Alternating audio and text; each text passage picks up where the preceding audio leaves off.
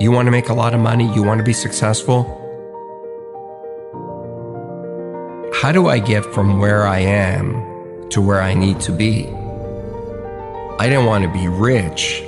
I just didn't want to be poor.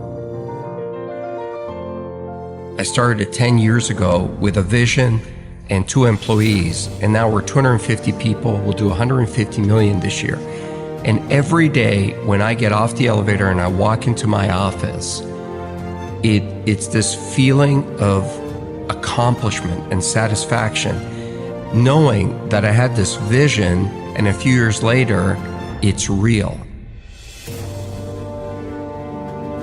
You know, when I was younger, my parents didn't speak any English. And like many immigrants, since I was a little kid, I was 8 years old when we came to North America. And so I had to read the contracts.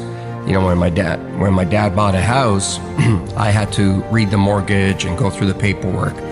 And when I was around 18 or 17, I looked at being, at that point, we were, lower middle class. And I said, how do I get from where I am to where I need to be? And so I started calculating how much money I would have to make in order just to buy a house. And then I added the taxes into it and all the other stuff. And I realized how difficult it was going to be to accumulate capital. Because that's the hardest thing to do, is to accumulate capital. It's one thing to get paid a lot of money, but if you look at the tax system in North America, it's really hard to amass capital. And I just decided that I didn't want to be where I was. I didn't want to be middle class or lower middle class or mediocre. I just wanted to be great at something.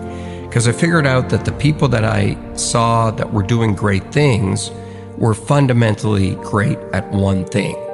The analogy I always use is Peyton Manning gets paid $10 million a year. He doesn't get paid $10 million a year to tackle, to kick the ball, to play defense.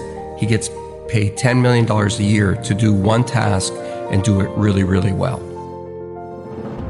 Nobody buys from you. Nobody makes you wealthy because you're okay at something. The world does not reward mediocrity, nor does it reward average.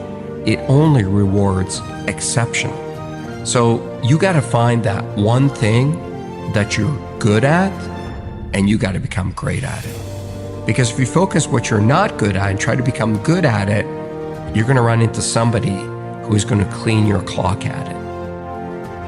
When you think about success and you think about business and you think about being an entrepreneur, everybody wants to talk about the good times. And I always say to people, it's easy to be an entrepreneur when the sun is shining. It's easy to run your own business when there's good cash flow and people love you and there aren't many problems.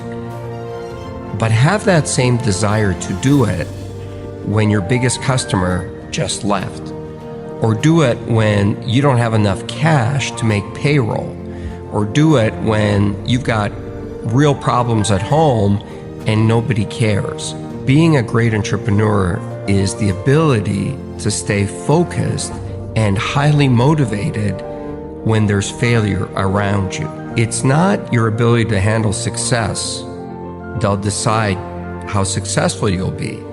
It's your ability to absorb failure.